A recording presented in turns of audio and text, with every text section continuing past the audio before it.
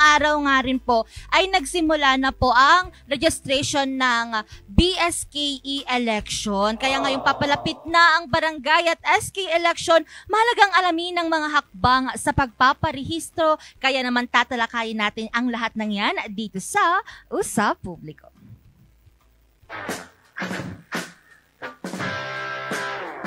Shoutout sa mga kapwa ko kabataan! Gusto mo bang marinig ang boses mo sa iyong barangay? Magparehistro na para sa barangay at SK elections. Bukas ang registration, August 1 to 10, 2025. Lunes hanggang Linggo, pati holidays, 8 a.m. to 5 p.m. Huwag sayangin ang chance mo na maging game changer sa iyong community. Tara, register na sa Comelec office o sa mga satellite registration sites sa inyong lugar. Kung hindi ka pa rehistrado, magparehistro para makaboto. Kabataan, oras na para kumilos. Kaisa ka sa pagbabago.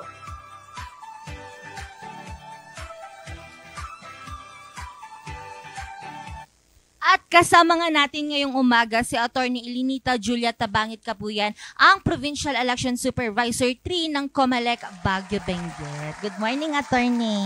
Good morning, Ms. Angel. Good morning po sa lahat ng viewers ng Regional News Group Luzon. Kamusta po ang morning natin, Attorney? O syempre, umpisa na naman po ng registration natin. So, ang oras natin ng registration for all new voters and also for SK din is 8 a.m. to 5 p.m. Everyday po yan hanggang August 10. Ayun po, at nabanggit nyo na po, nabigyan nyo na kami ng pasilip. Attorney, ano po ba itong Comelec Resolution 11-150 na tatalakayin natin ngayong umaga? Ito pong Comelec Resolution 11-150 provides for yung procedure natin for continuing system of registration. So, tuloy-tuloy po tayo sa ating pagpaparehistro. Kaya ito po yung period na ibinigay for the barangay and SK elections. So, ang tanong, ano po ang dadalhin nila para magpa-register? So, marami po tayong mga IDs na nandito sa Comelec Resolution na enumerate. So, among others, syempre, student ID, then you have your employee's ID, driver's license, passport, yung mga yan, PRC license. Then, meron pang senior citizens ID, yung IP nyo na ID, at barangay, may tanong, barangay clearance ba daw, police clearance, at saka cedula, those are the IDs na hindi allowed.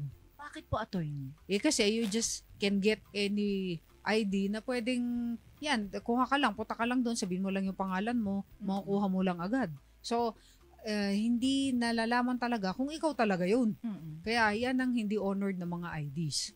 Pero karamihan, for example, wala na talaga kayong maipakitang ID, then pwede kayong i-identify ng any registered person of your area or any person na relative nyo within 4th degree of consanguinity or affinity. Pero yung taong yan cannot identify relatives or persons na registered voter doon or a person who is a resident thereof more than 3 times. Pero attorneys, pwede rin po bang gamitin yung birth certificate and SOPSA natin? O kinonsider din po namin yung birth certificate, kahit nga marriage contract, kinonsider namin. Kasi i-interviewin ka naman muna bago ka pag-fill upin ng voters registration record form. Attorney, gaano po ba kahalaga na nagbukas po ulit itong mga voters registration natin para sa nalalapit na barangay and SK election? Mahalaga po talaga itong period na ito kasi dito hindi lang pwedeng magrehistro kung bago kang voter or 15 years old na ang inabot mo na edad, pwede ka nang mag-SK registrant. Meron din yung pwede kang magpa-reactivate kung matagal ka nang hindi bumoto or twice kang failed na hindi nakaboto, or meron pa yung na-convict ka of a crime kaya na-deactivate yung record, or hindi ka na citizen of the Philippines pero biglang nag-revert ka as citizen of the Philippines, or matagal ka na OFW sa labas ng bansa tapos babalik ka ulit. So, you can reactivate. Meron din yung change of name, meron din yung correction of entry, change of name kung married ka na, pero dati kang single. O kaya gusto mong i-revert yan from single, tapos from married, babalik ka sa single. Kasi nagpa-divorce ka or nagpa-annul ka. So, pwede rin yun. And then, pwede mo rin i-update yung record mo na dati, hindi ka PWD, pero PWD ka na ngayon, or senior ka na ngayon. So, bakit kailangan yun? Because pwede kang ilagay sa yung priority polling precincts. Ibig sabihin, ilalagay ka na lang sa first floor ng yung record mo sa first floor ng building para hindi ka naakyat, hindi ka na rin bababa at hindi ka mahihirapan. Kaya hindi lamang para sa new registrant ito, kundi dating mga registered voters na gusto nyong i-exercise yung inyong right to vote or gusto nyong i-update yung inyong record na nasa amin. Attorney, nabanggit mo lang ngayon lang po na yung when it comes sa priority. Dito po sa priority lane natin, ano-ano po ba yung pasok dito? Sa priority lanes natin or accessible polling precincts dati ang tawag yung elderly, pwede rin yung IP, pwede rin yung PWD. Yan po, or heavily pregnant women sa time na yun. Pero kasi hindi naman permanent yung heavily pregnant women, so pwede siya sa oras na yun, pwede niyang i-choose na doon siya sa priority polling precinct. So attorney, for ano lang po yan, for election day or kahit po ngayong nag-umpisa na po ang registration? Siyempre, i-ano mo within the period of registration, i-apply mo pero mag-a-apply yan on election day. Dito attorney, may nagpapatanong din daw, paano naman yung mga students? Meron din po ba tayong mga satellite registration? Opo, meron tayong satellite registration na pwede kayong mag-request. So you just write the COMELEC office of your area, tapos i-state nyo kung anong schedule ang gusto nyo. Dapat gawin nyo na agad kasi very short yung period natin of registration.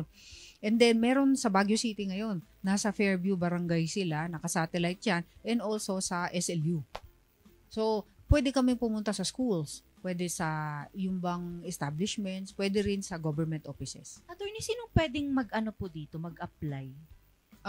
Karamihan na nag-a-apply sa amin, yung schools. And then barangays, yung mga yan. And then merong private schools din, meron din yung mga government offices nag-a-apply. You just write the COMELEC office and it will be approved by the provincial election supervisor subject to confirmation by the regional election director. Attorney, ito, kasi mula ngayong araw hanggang August 10, ang registration date natin for barangay and SK election. Paano naman, attorney, kapag sa December 1, kung matutuloy po yung election day natin, birthday niya po ng November 30, pwede pa rin po ba siyang makapagboto?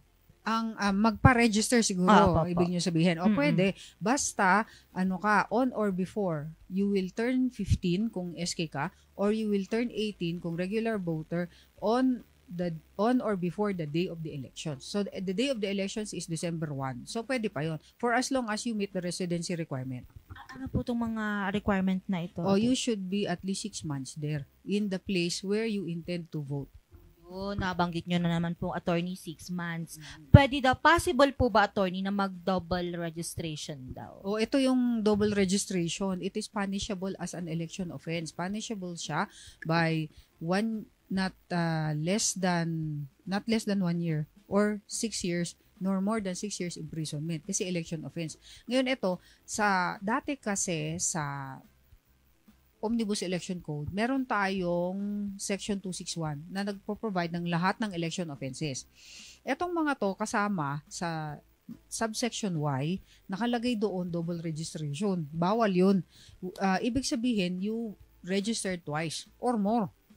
Kaya etong gagawin nyo sa Republic Act 8189, kailangan mag-transfer ka lang kung dati ka ng registered voter. Pero kung hindi ka na registered voter, that's the first time, edi mag-apply ka for registration. May danger kasi ito dahil kasi sa dating batas, ang nakalagay, you cancel your registration sa previous registration mo and then you register anew sa bagong place of residence mo. Yan ang sinabi. Pero na-amend na to by Republic Act 8189. So, ang Republic Act 8189 is the law which provides for continuing system of registration. Yan na po ang nag-supersede sa provision na yon. Kaya ang gagawin mo lang, kung dati ka nang registered, you file for transfer. Kung nalumipat ka. Kung na-deactivate naman yung registration, you have to file for reactivation. Kaya, you don't need to register anew. Otherwise, magiging liable ka for double registration. So, ibig sabihin po, attorney, parang po kapag OFW ka po, tapos bago ka pa po maging OFW, kunwari sa Baguio po siya naka-base, nag-OFW po siya, kinasal na po siya, tapos ang address niya na po biglang sa ibang lugar na, tapos it's been 10 years. Reactivation pa rin yun, attorney. O i-check niya muna yung pangalan niya kung nandiyan pa sa COMELEC office kung saan siya last na bumoto. Pero pwede rin nakaboto siya sa abroad, pwede rin yun. So you can apply for transfer naman from the foreign post to Philippine post. Yan po ang allowed ngayong period na to until the 7th of August. Yan ang allowed. Pero kung i-check nyo muna palagi kung nandyan sa database yung pangalan nyo. Kapag wala, diyan ka magre-register anew. Attorney, dito naman, paano naman po kapag matutuloy po itong election natin sa December 1, bigla pong, sana hindi naman, dumating ang sakuna kagaya ng bagyo. Paano po ito, attorney? Matutuloy pa rin yung election unless siya talaga, yung bang meron tayong postponement. Pero hindi kasi basta-basta magpo-postpone tayo ng election. Like, you announce yung bang signal number 3, tapos wala na tayong pasok. Mga ganyan, hindi pwede. It has to be approved and banked by the COMELEC and bank. Pero may grounds tayo. Kailangan may violence, fraud, terrorism, loss or destruction of election records or paraphernalia, or any cause analogous to the foregoing. Or force majeure. Siguro, magfo-fall na yan. Yung sakuna, yung lindol, mga ganon sa force majeure. Pero, i-approve ito ng COMELEC and bank, and it will be held not later than 30 days from the date of the cessation of the cause of the postponement ng election. Pero we don't just postpone. Kailangan may approval yan at may procedure. Speaking of approval, ngayon po may mga bali-balita na pong ang hinihintay na lang po is pirma po ng ating presidente para po ma-proceed and ma-move ulit po yung election day natin from December 1, 2025 magiging November 2026, attorney. Kung ganyan po, susundin lang ng COMELEC kung ano yung sinabi sa batas. Kung may lalabas na batas na bago, postponing the elections, susundin pa rin namin yun. Kasi yun naman po ang namin, yung bang duties. Kailangan sumunod lang po kami at mag-implement lang kami ng law. Kaya huwag kayong mag-alala kung for example, nakapag-register na yung mga papel na ginamit, yung na-print na mga balota, nangyari na po yan nung nakaraan. Yes, na nag-postpone tayo ng mga election dahil because of the passage of a law. Ang ginawa lang namin, yung dating mga forms, ginamit din namin nung susunod na barangay and SK election. So, never mind yung date na nakalagay, pero yan pa rin naman is the same accountable form na pwede natin gamitin. So, there is no wastage. So, ibig sabihin, attorney, parang mapoprolong din po yung duty po ng ating mga nakaupo ngayon na mga barangay officials at mga SK officials. Yan naman yung purpose di ba? One of the purposes kung bakit nila i-postpone is because they have to implement their short-term and long-term projects. Yan naman yung isa sa mga dahilan. Kaya siguro pinagbibigyan sila. Pero meron talagang magfa-file niyan sa Supreme Court para i-prevent yan. So, hintayin na lang natin kung anong mangyayari. Kasi yung sa Makalintal versus COMELEC, ang napa-declare nila na unconstitutional yung dating batas na 11935 Republic Act postponing barangay and SK elections. Kaya nga hinold natin noong 2023 October yung nangyari last 2 years ago. Attorney, ito naman po, may nagpapatanong po, marami pa rin po kasing hindi nakakaalam ng RAP or yung Register Anywhere program. Ano po itong program na ito? Itong program na ito, you can just, kung merong COMELEC na nag-implement niyan, pupunta lang kayo doon sa venue kung saan nila sinet up yung Register Anywhere program, and then doon ka na mag-apply for registration or transfer. Tapos, ililipat lang namin yung record ninyo doon sa kung saan ka talaga, kung taga saan ka talaga. Kaya lang ngayon, wala tayong transfer. So, transfers are not allowed for local transfers. Gusto ko, dito ako sa Barangay Dominican Mirador, from Barangay Quezon Hill, lilipat ako. Hindi pwede. Kasi it's not allowed this time. So, ano lang ang pwede, register lang, reactivation, correction of entry, etc. etc. Pero yung mga Register Anywhere project na transfers, wala. Pero you can register anywhere. Meron tayo, pero wala rito sa Cordillera Administrative Region. Nandun siya sa Region 4A. Meron din siya sa NCR at Region 3 in selected areas only. Pero hindi sa CAR. Wala tayong nakaschedule na Register Anywhere program dito. Para po dito sa Barangay and SK election, attorney, ano po tayo, manual. Oh yes, Opo, manual elections po. tayo. Opo. Oh, that is because wala tayong transmission na gagawin. So, yung proclamation natin, ang botohan sa presinto, proclamation natin is in the barangay level. Kasi barangay officials naman yan. Wala tayo sa munisipyo, wala din tayo sa national. So, barangay level at wala tayong transmission. That's why sa Omnibus Election Code, the barangay elections and SK is the simplest and most expeditious, inexpensive barangay elections in the country. Kasi very lang siya, simple at mabilis at manual. Ibig sabihin, attorney, may walang mga malalaking hamon na kinakaharap ang COMELEC kapag po barangay and SK election? Hindi, meron ding malalaking Ano po hamon ito? kasi meron tayong appreciation of ballots. Yung appreciation of ballots, yan yung pag binasa mo yung balota, yan yung pagkasulat ng voter. So meron yung interpretation ng tao na Board of Election Inspectors natin or Electoral Board, titingnan niya kung ano ba yung intent talaga ng voter, kung paano sino yung gusto niya talagang iboto. So meron yung mga wrong spelling, pero pareho naman yung pronunciation. O for example, Emma ang pangalan, nakalagay IMA, IMA. So parang understood na ito, yes. Meron din yung pag-interpret na siya yung incumbent. So pupunta yung boto sa incumbent, pero may kapangalan siyang hindi. So may ganong mga rules na dapat i-follow under the Omnibus Election Code. Yun lang. Tapos yan ang cause ng merong tie, merong isa lang ang lamang, merong tatlo lang, tapos ifa-file nilang election protest. Attorney, uso pa ba yung ginaganon po yung coins kapag ganyan? Usong-uso yan Uso pa pagdating po. sa barangay and SK elections kasi karamihan sa yung election ng SK may tie. Yes po. Laging gano'n. So ang ginagawa, isa-set namin na magtotoss coin sila, tapos for purposes of determining lang yung ranking nila. So for example, pareho kayong number 4.